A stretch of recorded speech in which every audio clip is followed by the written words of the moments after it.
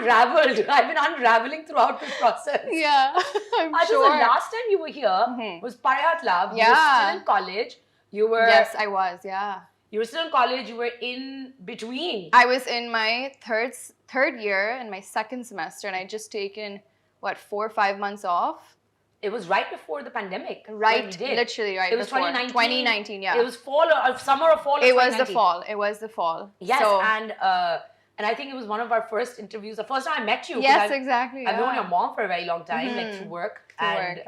You know, so what's been going on? How's the radio show coming along? It's going great. I've been having great feedback. Obviously, haven't done it on my own. I had Khalid as my mentor, Sarah, Dino, like all these guys helped me out so much. So it's going really well. It's fun. I have so much fun when I'm just in the studio by myself and I'm playing music and people are messaging me like, hey, can you play this? Or I love your show. I love your energy. Like, it's just very, liberating. I think that the more fun you have with anything that you're doing.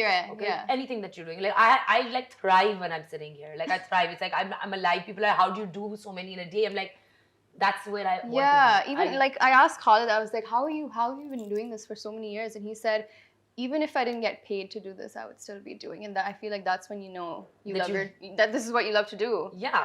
And it's fun. It's fun. And as long as you're having fun, like everything becomes so easy 100%. and so much fun to do. Yeah. You've been posting a lot about mindfulness and wellness and, like your daily affirmations and your meditations and your yoga. Yeah.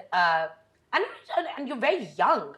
And you've gotten into it at a very young age. I've got into it like at a much later age in my stage in my life. Right. How's that journey been for you? And firstly, tell me what propelled you to go on that path?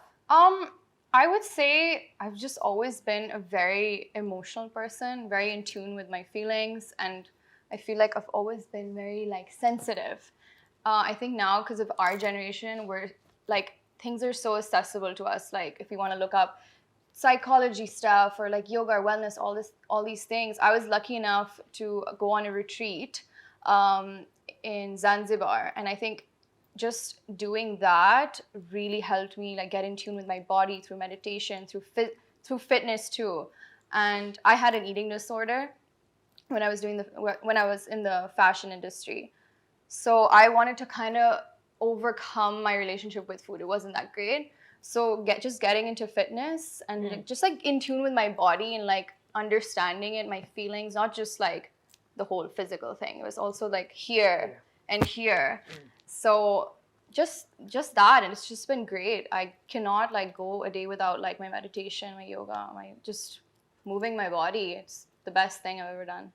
You just mentioned an eating disorder that you had and you've suffered through that. Are you comfortable talking a bit about that? Yeah, 100%. Yeah. Because when I was in college, one of my roommates was bulimic, and it got to the point where she had to be institutionalized. They said that she could never have kids anymore. It just became we had to be careful with what we could buy, what we could keep in the apartment, because it was a trigger. There were certain things, certain foods were triggers. Eating disorders are very prevalent in Pakistan, and they're not talked about. Exactly. Yeah. Would you like to explain and talk a little bit about what that journey was like for you? How did you feel, and how do you feel now?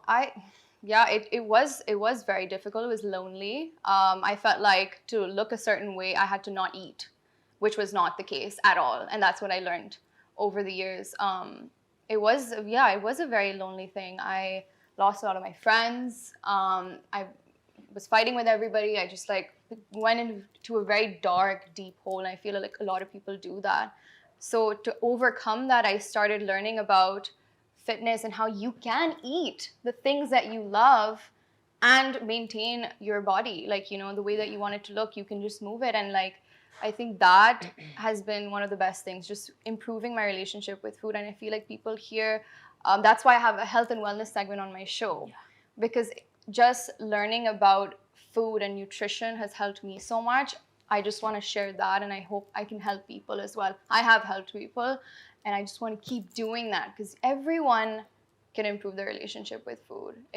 And with themselves. Yeah, exactly. And I think your relationship with anything it like stems from your own relationship with yourself. Exactly. So if you have a good relationship with who you are and you're accepting of like the way you look, like the color of your skin, like how your body's looking, how your face is looking, and if you are comfortable with who you are, everything else kind of just follows through, right? And like, tell me a little bit more about like your mindfulness, because I'm really into that. Yeah, and we spoke about that on Instagram. Yeah, we have. Like, I can't go without like my meditations, like my daily meditations either. Like, I have to like sit down. I have to ground myself. Like, I do not like, even though I'm like on a tight schedule, I have not missed a single meditation of mine. Like, there's no. I will sleep less. Yeah. I will take half an hour earlier, but I will do it. So tell me more about that. Like, what did you discover about yourself? Like, how did you? Well, I mean, like, one of the major parts that people don't know when it comes to wellness is that, like, when you go down that path, you first break and then you make. Oh, yeah, 100%. So, go. That's your cue. Shoot, start talking now. Spill the deets. Yeah. I don't know. I just, for me, I felt like I had a lot of healing to do, because I had so many triggers, and I'm like, why do I have so much anxiety? Why do I stumble on my words? Why am I so anxious all the time? And I was like, I want to find that out. I need to look inward. And I started doing affirmations. Actually, my friend got me this book, The 5-Minute Journal. I do that every single morning. The first thing I do when I wake up is 3 things that I'm grateful for. I write it down. And then 3 things that I'm looking forward to today. And then I write my daily affirmations. And then just doing that has helped like put such positive energy out through my day. I end up actually doing those things that I was looking forward to, or attracting that energy and just like that positivity. And then I post on my Instagram every single morning. I post affirmations. Yeah. And just saying those words out loud to myself in the mirror, and then having people read them out. Like, they don't realize they're still reading it, but they're actually doing it themselves. And people are like, please, why aren't you posting? There are days where I don't post, and they're like, why aren't you doing it? Please do it. It's helping me so much. I'm like, wow, it's really such an effect. It's a domino effect. Of course, and people feel that. No, and like, it's one of those things like Dr. Joe Dispenza says that your personality attracts 100% your personal reality. So however your state of mind is and wherever that is at, that's you are the creator of your reality. So when even God asks you to look within yourself to find God, that's what I think, like, where my understanding is that, like, the more you discover yourself, the more you're connecting with the universe. With the universe, Yeah, and it's just such a magical. I love it. I love it as well. I love it. I can go on and on about it. Yeah, I know. But okay, so from the last time we met, was a very different part of your life. You were much younger at the time. Yeah. And we're meeting like, what, 3 years later? 3 years, yeah. Yeah, it's been 3 years. Almost 4 now. Yeah, almost 4 now. 2023. Yeah, it is 2023. What happened? I mean, I don't know where the time flew. But tell me, how have your goals changed? How has your vision changed? Like, where do you see yourself at now?